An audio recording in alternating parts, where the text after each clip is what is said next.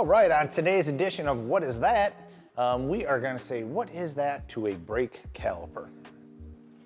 So this is a brake caliper. It could be found in the front of the vehicle or in the rear of the vehicle. Each wheel will have one, unless it's part of an older brake style that has a drum, and that's a whole nother video, but we'll get into that. But this right here is a brake caliper made up of a couple different parts. So you got the caliper itself, which is this main chunk right here, and then it attaches to what we call an abutment or a bracket. And the job of this, if I do this without pinching myself this time, is this slides back and forth. Let me see that. See, can you see that? Oh no, it's not. This will slide back and forth. See how that moves? That needs to be able to slide back and forth very freely like that.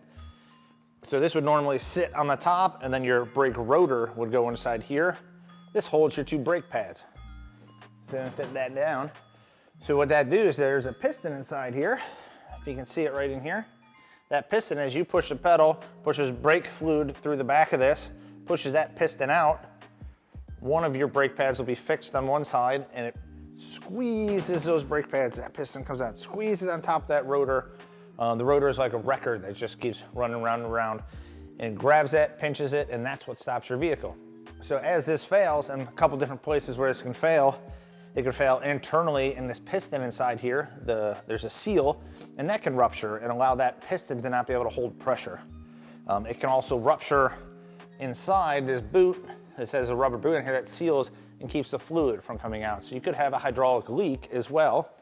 And another common problem is these slide pins here, where this has to slide.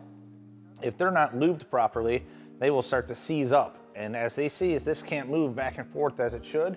And that's when you start having major brake problems. So you start hearing the grinding in your wheels because something's holding that brake pad on and it's not releasing and sliding properly. So brake calipers, extremely important for your vehicle. That's what's stopping you and stopping that other car from coming at you. So very important that those are maintained and kept in good, proper condition, that there's no fluid leaks, that every time there's a brake job, those caliper slide pins, those should be lubed and cleaned properly, and a good thorough visual inspection and physical inspection should be done at every oil change on the brake calipers, since it is a safety issue if it does fail. So I hope that helps.